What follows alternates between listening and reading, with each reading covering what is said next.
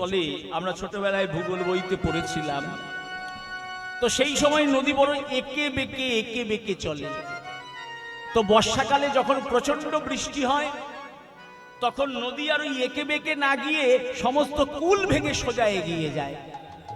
এবার বর্ষার পরে নদী তো ওই নতুন গতিপথে বয়ে যায়। এবার ওই যে আঁক বাঁকগুলো যে রয়েছে ওগুলো দুদিকে পলি ভরাট হয়ে যায়, মাঝখানে জল থাকে, একে বলা হয় দহ। এরকম অনেক দহ আছে। বিখ্যাত একটা দহের নাম হচ্ছে শিয়ালদহ। আপনারা নাম শুনেছেন খড়দহ, চাকদহ, আরিয়াদহ, এরকম নাম শুনেছেন, যেগুলো আমাদের গঙ্গা নদীর দহ।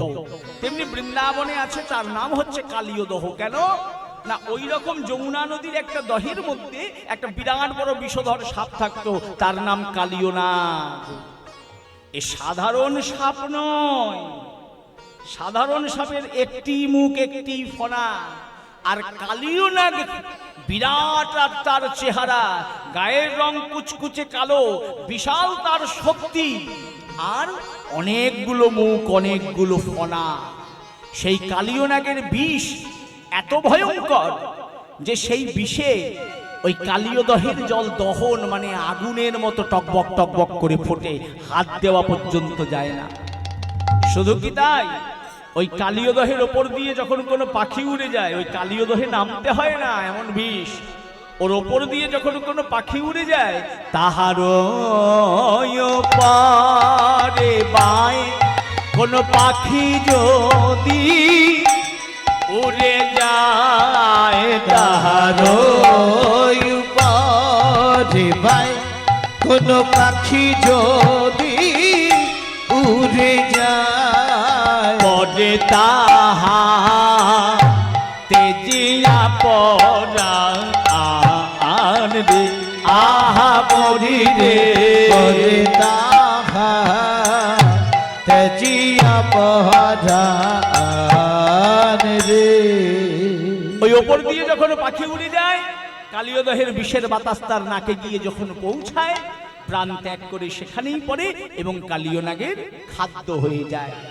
শুধু কি তাই, কালীয় দহের তীরে যত উদ্ভিদ তরুলতা গাছপালা আছে তাদের পরিণতি কি, ওই কালীয় দহের বিষের ফলে স্থাবর ও জঙ্গম যত কুলে মরি আছে কত, স্থাবর জঙ্গম যত কুলে মরি আছে তত, স্থাবর ও জঙ্গম যত কুলে মরি আছে কত, স্থাবর জঙ্গম যত কুলে মরি আছে তত, সেই বিষ জ্বালা সহিতে না পারে তারা, বিষ জ্বালা সহিতে না পারে।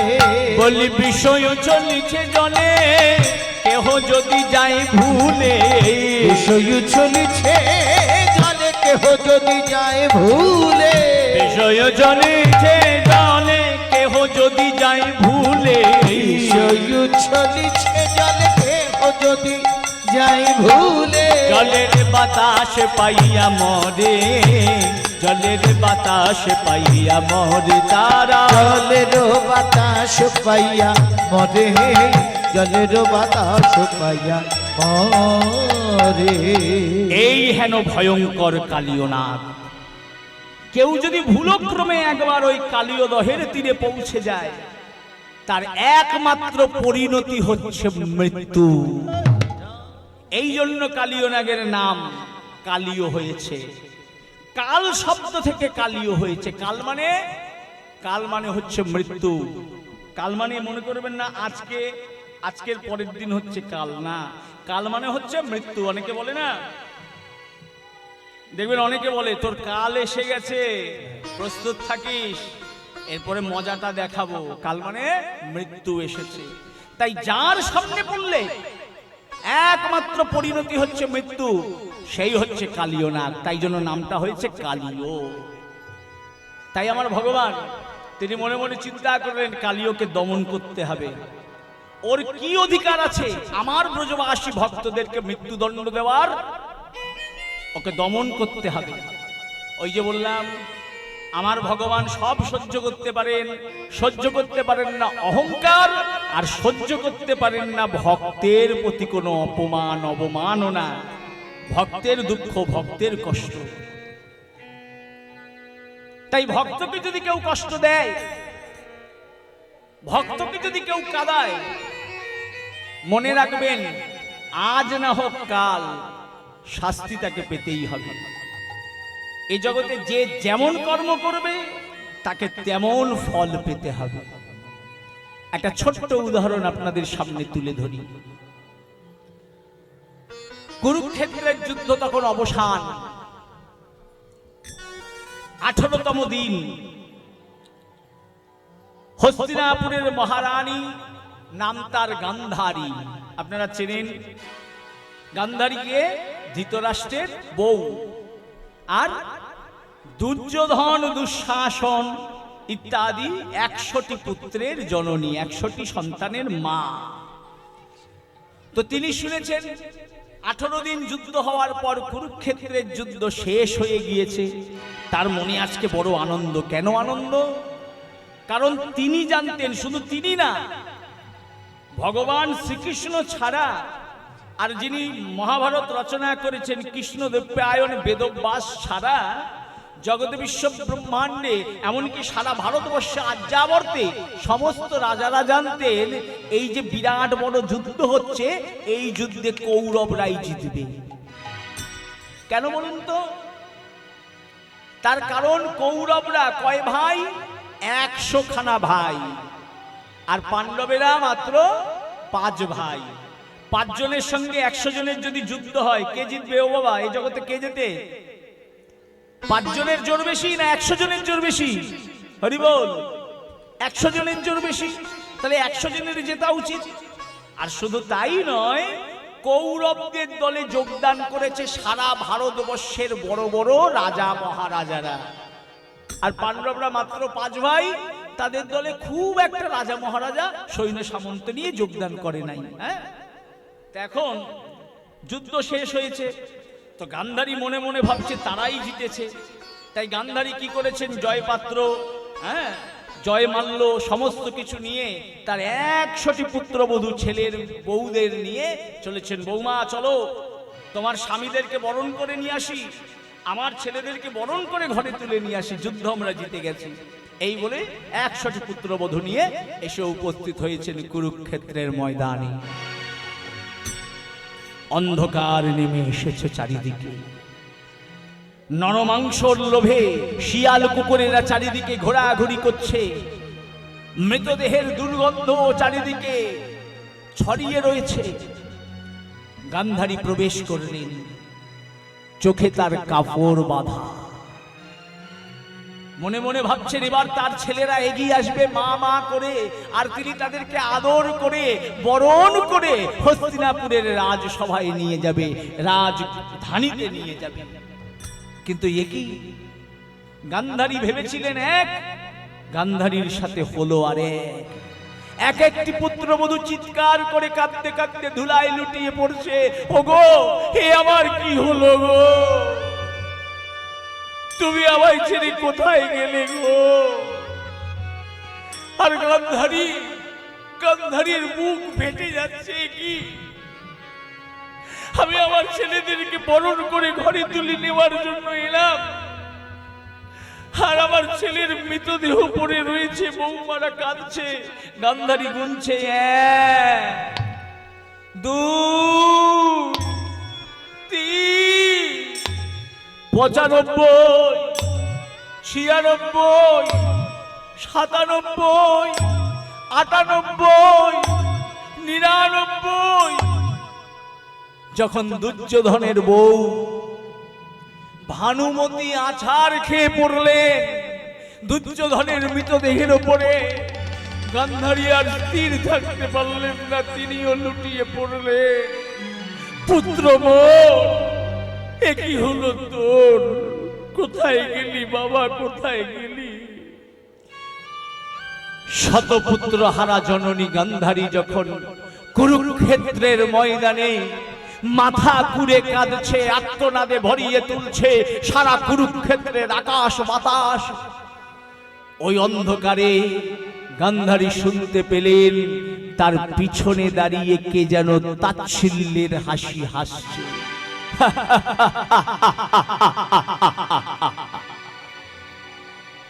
সন্তান হারা গান্ধারী, শোকাকুলা গান্ধারী প্রচন্ড রাগে অগ্নি শর্মা হয়ে উঠলেন। কে কে আমার পেছনে দাঁড়িয়ে এমন করে হাসো?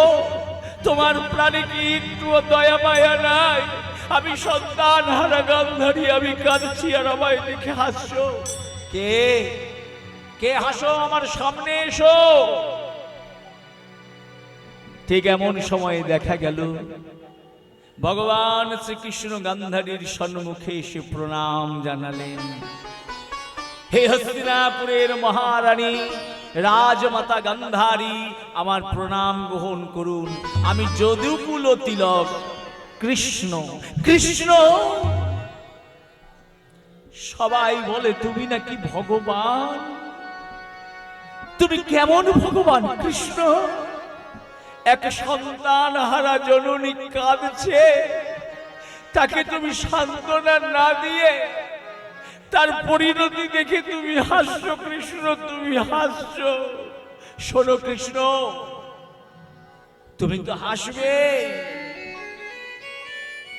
সবাই বলে ভগবান নাকি নিরপেক্ষ হয়। তুমি কেমন নিরপেক্ষ? আমার 100 পুত্র নিধন হলো, আমি পরম সতী গান্ধারী। আমি যেদিন হস্তিনাপুরে এসে দেখেছি আমার স্বামী অন্ধ, আমি আমার চোখে কাপড় বেঁধে নিয়েছি। আমি পরম সতী গান্ধারী, আমার 100টি পুত্র নিধন হলো।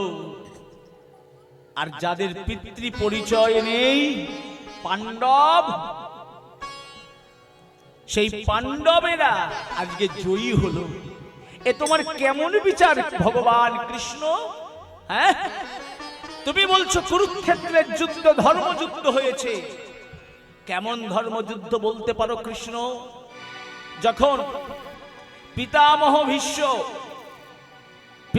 ভীষ্মের সামনে অর্জুন নিজের রথের মধ্যে শিখণ্ডীকে তুলে নিল, শিখণ্ডীকে দেখে পিতামহ ভীষ্ম তার ধনুর্বাণ ত্যাগ করল।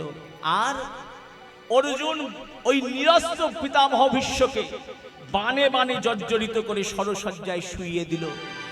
এটা ধর্মযুদ্ধ হয়েছে। কর্ণের রথের চাকা যখন মাটিতে গেঁথে গিয়েছিল, কর্ণ যখন তার রথের চাকা তুলতে গিয়েছিল, তোমার নির্দেশে অর্জুন বাণাঘাত করে কর্ণের মুন্ড কেটে দিয়েছিল। নিরস্ত্র কর্ণকে এমন করে ছলনা করে মারল। এটা ধর্মযুদ্ধ হয়েছে। শুধু কি তাই? যুদ্ধের নিয়ম হচ্ছে গদা যুদ্ধ যখন হবে শরীরের নিম্নাঙ্গে আঘাত করা যাবে না, শরীরের ঊর্ধ্বাঙ্গে আঘাত করতে হবে। তুমি ভীমকে দেখালে এমন করে, আর ভীম গদা দিয়ে আমার দুর্যোধনের উরুতে আঘাত করে উরু ভঙ্গ করলো। বলো, এটা ধর্মযুদ্ধ হয়েছে? শোনো কৃষ্ণ, এই অধর্মের যুদ্ধ করে আজ তুমি হাসছো, তাই আমি গান্ধারী, সন্তান হারা গান্ধারী, আজ আমি তোমায় অভিশাপ দিলাম। যেমন করে আমার পুত্র হারা হয়েছে আমার চোখের সামনে, তেমন করে তুমি দেখবে তোমার বংশ, যদু বংশ ধ্বংস হয়ে যাচ্ছে। ভগবান শ্রীকৃষ্ণ বললেন, মা গান্ধারী, তোমার এই অভিশাপ আমি মাথা পেতে নিলাম।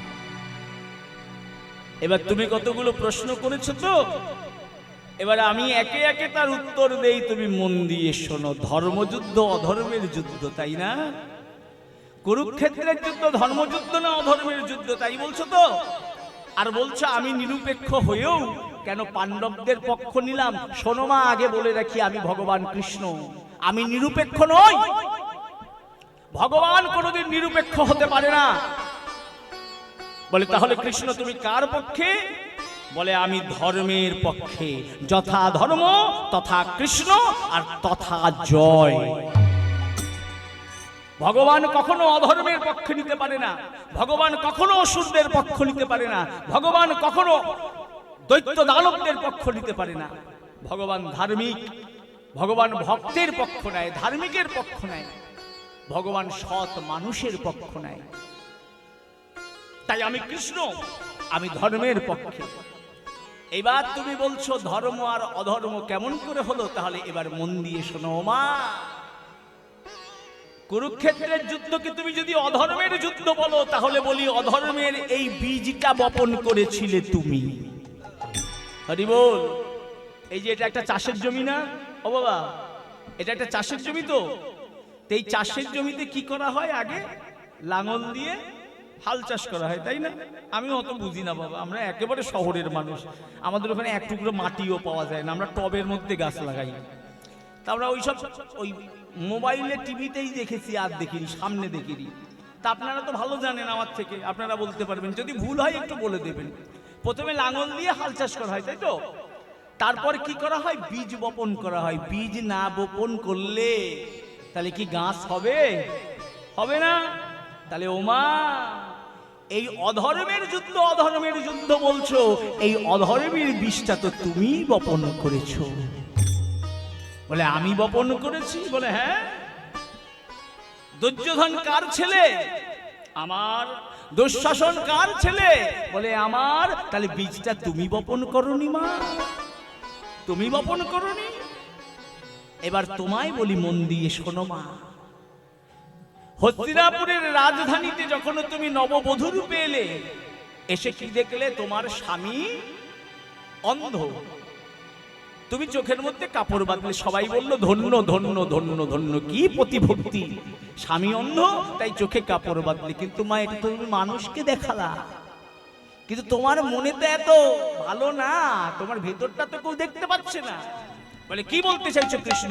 বলে মা, এসে যখন দেখলে যে তোমার স্বামী বড় ছেলে কিন্তু অন্ধ বলে সিংহাসন থেকে বঞ্চিত, তার ভাই পাণ্ডু সিংহাসনে বসে আছে, তখন তোমার ভেতরটা জ্বলে নাই? হিংসা হয় নাই? সঙ্গে সঙ্গে গান্ধারী বলছে, আমার কেন, এই জগতে সবারই হবে। বলে মা, রাগ হবে, হিংসা হবে না। রাগ তবু ভালো, কিন্তু হিংসা ভালো না। তোমার মনের মধ্যে হিংসা হয়েছিল, তাই তুমি কি করেছিলে জানো? বলে কি করেছিলাম?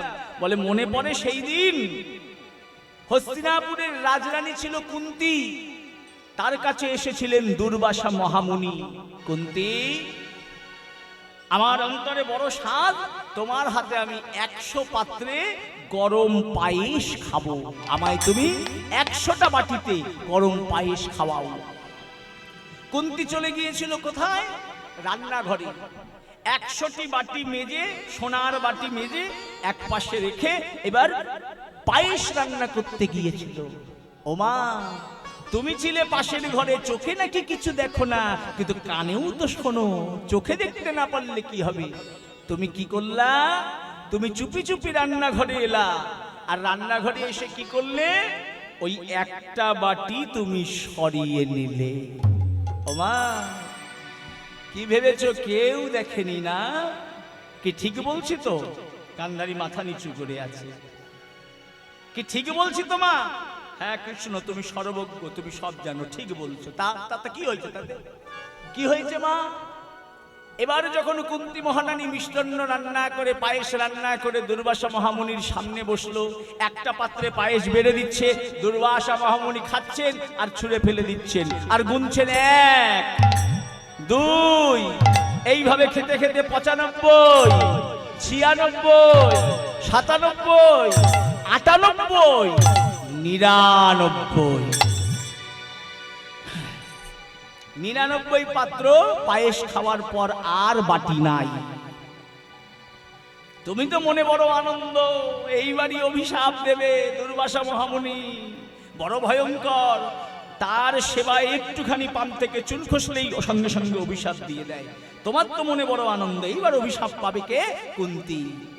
দুর্বাসা মহামুনিও রেগে গেলেন। কুন্তী, আমি তোমায় বলেছি 100 পাত্রে মিষ্টান্ন সেবা দিতে, আর তুমি আমায় 99 পাত্রে মিষ্টান্ন দিলে কেন? আমি তোমায় অভিশাপ দেব। কুন্তী মহারানী বললেন, দাঁড়ান মণিবর, আমি আপনাকে 100 পাত্রেই সেবা দেব। কুন্তী, তুমি কি সেবার নিয়ম জানো না? সেবার নিয়ম কি? দেখবেন এখনো মন্দিরে গেলে বা এখনো পুরনো সিনেমাতে দেখা যায়, মন্দিরে গেলে দেখবেন যখন ভগবানকে ভোগ লাগায়, একটা মালসার মধ্যে বা একটা থালার মধ্যেই সমস্ত কিছু দেয়, পাশে বাটি বাটি বাটি দিয়ে সাজিয়ে ভগবানকে ভোগ লাগায়, তাই না? বা এখনো পুরনো সিনেমাতে দেখা যায় ঘরের বাড়ির যে কর্তা তাকে একটা পিঁড়ি পেতে বসতে দিয়ে বা আসন পেতে বসতে দিয়ে সামনের বড় একটা কাঁসার থালায় অন্ন বেড়ে দেয়, 5 রকমের ভাজা বেড়ে দেয়, তারপরে বাটিতে বাটিতে বিভিন্ন রকমের শাক, শুক্তা, সবজি ইত্যাদি দিয়ে 1 গ্লাস জল দিয়ে তারপরে পাখার হাওয়া করতে থাকে। এই হচ্ছে সেবার নিয়ম। কিন্তু এখনকার দিনে আমরা ওইসব ভুলে গিয়েছি। আপনাদের এখানে এখনো দেখা যায়, আমাদের কলকাতার মানুষ ভুলে গিয়েছে। কি করে তারা? একটা স্টিলের থালা সামনে দিয়ে বারবার করে রান্নাঘরে দৌড়ায়, ছুটে গিয়ে রান্নাঘর থেকে ভাত এনে আগে দেয়, আবার চলে গেল, ডাল এনে এসে আবার দিল, আবার চলে গেল, সবজি এনে দিল। বাটিতে বাটিতে দেওয়া সমস্যা, তার কারণ মাজতে হবে না, এত কষ্ট করে কে? বোঝা গেল? তো এটা কিন্তু সেবার নিয়ম না। সেবার নিয়ম কি? সামনে সমস্ত কিছু সাজিয়ে দিতে হবে একেবারে। তো দুর্বাসা মহামুনি বলছে, কুন্তী তুমি কি সেবার নিয়ম জানো না? এখন 99 পাত্র সেবা করি, আরেকটা পাত্র আনতে যদি যাও তাহলে সেবার নিয়ম ভঙ্গ হচ্ছে। তাহলে কি হবে পরিণতি? সেবা অপরাধী হলে?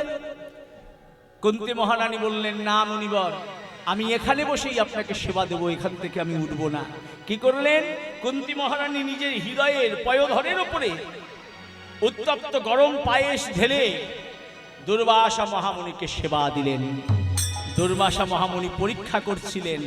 আজ কুন্তীর এত বড় ত্যাগ দেখে তিনি আনন্দিত হলেন।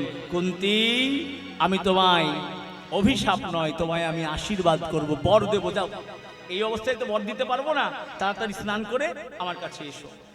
তো কুন্তী মহারানী স্নান করতে গেলেন। আর মাগো, ও মা গান্ধারী, পাশের ঘরে বসে তুমি সব শুনলে। দুর্বাসা মহামুনি ধ্যানে বসলেন, কুন্তী মহারানী স্নান করতে গেলেন, আর কিছুক্ষণ বাদে তুমি চোখে দেখো না, ঠিক হাতে হাতে দুর্বাসা মহামুনির সামনে এলে রুনুঝুনু করে নুপুর বাজিয়ে। দুর্বাসা মহামুনি বলে উঠলেন, কে কুন্তী? তোমার সেবায় আমি বড় সন্তুষ্ট, আমি তোমায় আশীর্বাদ করি, তুমি আমায় 100 পাত্রে মিষ্টান্ন খাইয়েছ, তাই তুমি 100 সন্তান, 100 পুত্রের জননী হও। বর পেয়ে নাচতে নাচতে তুমি চলে গেলে। তাহলে ওমা, অধর্মের বীজটা কে বপন করেছিল? কে পুঁতেছিল অধর্মের বীজ? যে আশীর্বাদ, যে বর পাওয়ার কথা ছিল কুন্তী মহারানীর, সেই বর তুমি চুরি করে নিয়ে গেলে। এখনো বলছো আমি ধর্মের পক্ষে না অধর্মের পক্ষে?